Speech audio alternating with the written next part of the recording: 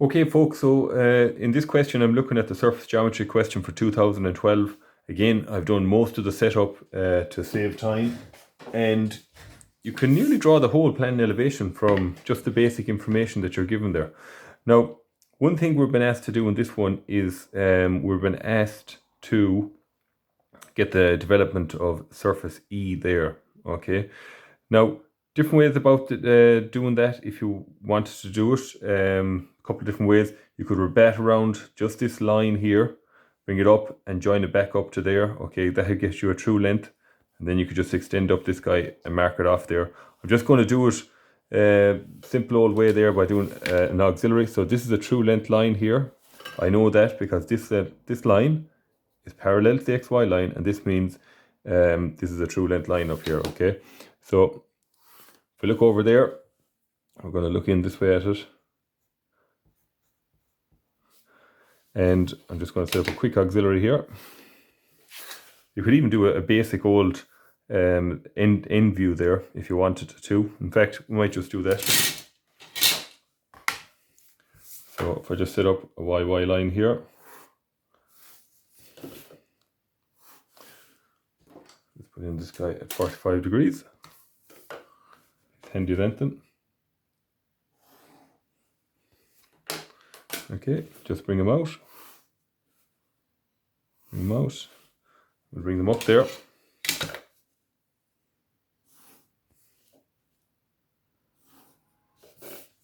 And that is an edge view now of the surface E, the line I'm drawing there. Okay, so that's an edge view there of E. Now all we'll do there is, handiest thing, rabat it up. So draw a line up here,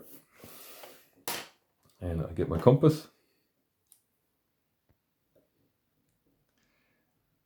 And I'll put down this here, swing it around.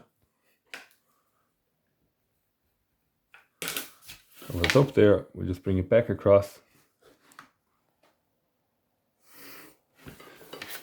Now we know the widths don't change, but the distance from here to here will. Okay, so bring up that guy there.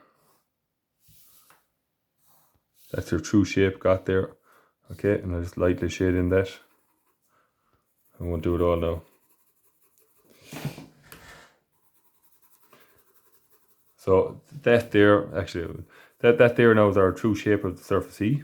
Okay, simple rabatment up. Next thing we've been asked there was to get the dihedral angle between B and E. Now we know at this stage this is simple enough stuff. We look in here, identify the line of intersection, look in to get the true length.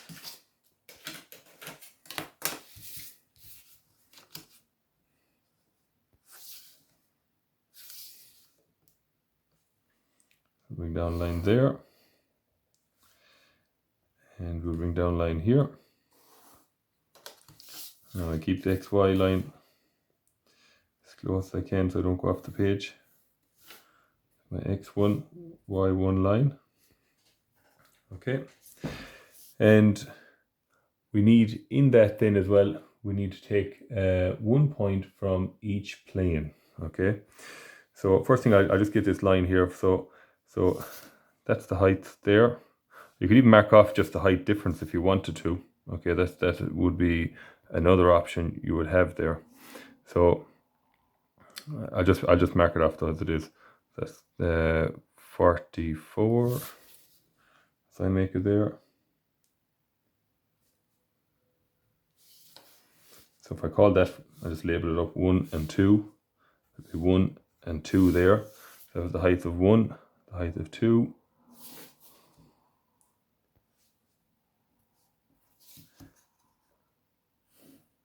And that gets me the true length of the line of intersection.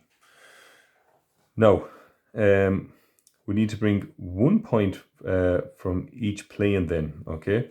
So we could just pick that anywhere. Usually, I suppose we're used to doing them on the ground now, so when they're up in the air a bit, don't let that throw you. So I'll take a point here, and a point there, one there, and that's on the surface E and one on the surface B. Take them along the same line there. I call them S and T. Now I'll have to find their heights up here in elevation though.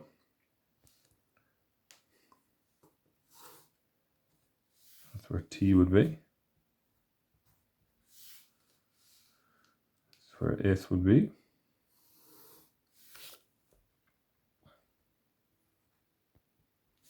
T and S there. So we'll take their heights now. 57.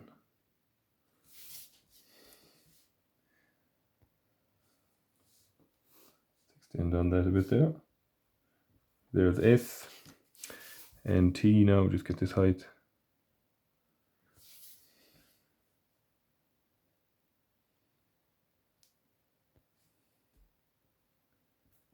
T will be there. Now, so that's our first auxiliary finished. So we've got the true length of the line here. We need to look along that. So we're going to be looking in this way. Okay. Our eyeball there. So we're looking in along this now. And we need to see that line as a point view.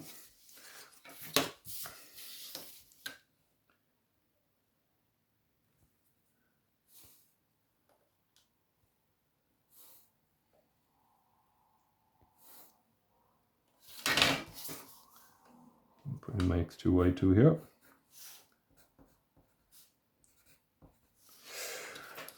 Now, same old question, which one do I measure back to? Well, you know you're measuring off the right line when the points 1 and 2 there are the same distance to the XY line. That's the only way, I keep saying it and I'll be saying the rest of the videos, that you will end up with a line as a point view. Okay, so that's 2 and 1 there. And then we'll measure back what is T and S there, so put down our compass.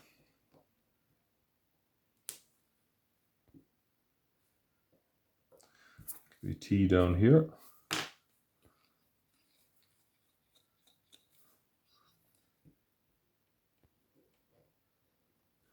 Mark off S here now. That's S. And that'll get us our dihedral angle between those two surfaces.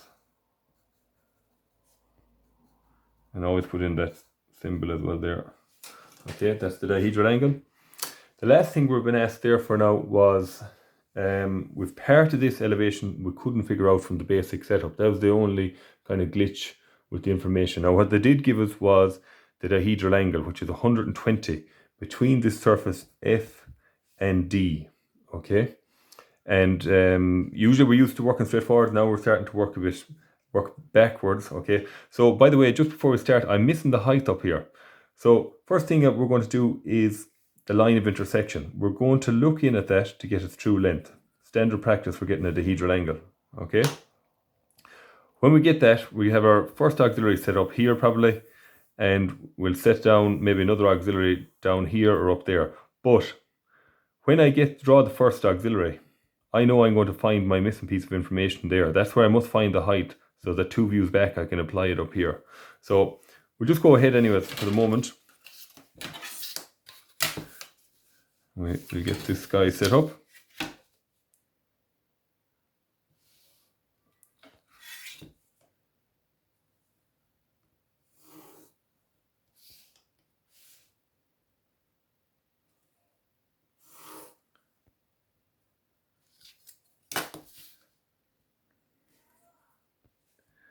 And I'll just keep it up a tiny bit now so it won't be on top of my elevation when I finish it. That's my X1, Y1 line. Now, I know that this guy here is going to be on the ground. He's on the ground there. This point up here, I can get his height and elevation up there. So we just measure that. And that's that is 44.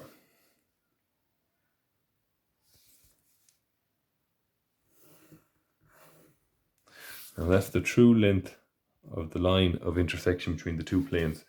Need to bring up a point, of course, from each view, or a point from each plane.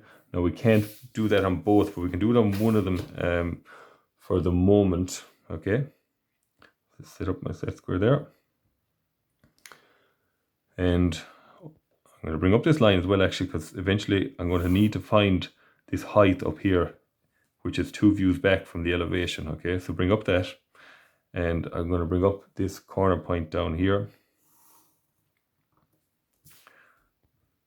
I'll call that J. Now, we've got our true length line. What are we going to do? We're going to look down along it. So looking down this way now,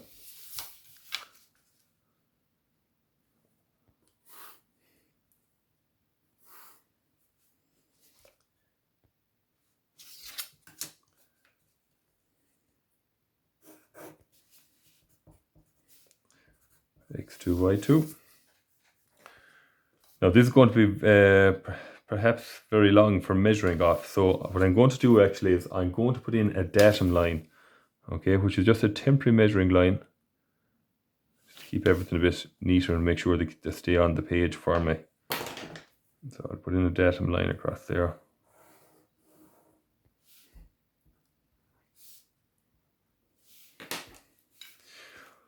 Now I can measure these guys off. So the line of intersection there, and as always, we know we're measuring off the right XY line because it's the same distance on either side of the XY line. And that'll let us end up with a point view. And the other guy there we're going to take is this guy here, point J. And if I put down J here,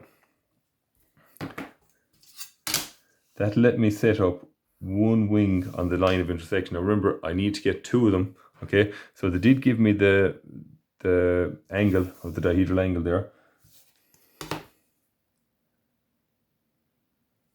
Now 90, 120. I'll mark off this guy here.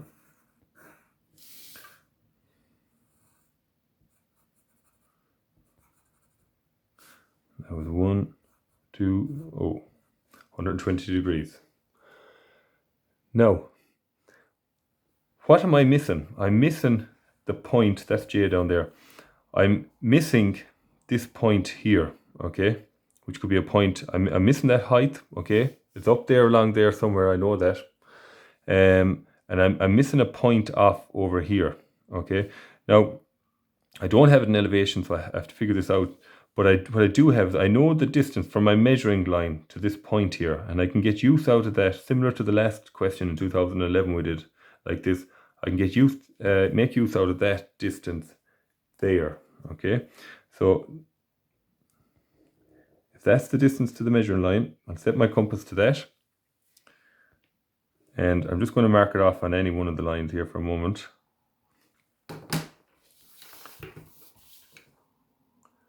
Set down my x2, y2, take my line across, okay? Because that distance from there to there is the same as this distance from here to here, okay? And now where the 2 cross gives me a point, okay? Now, what I can do is, I'll have to bring that back up to this first view. Remember, this view is 2 views away from that view. So it's up here, I must find the height.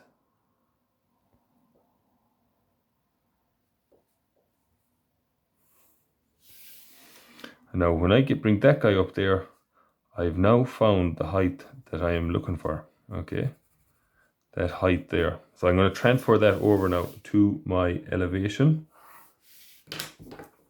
So we'll open up our compass.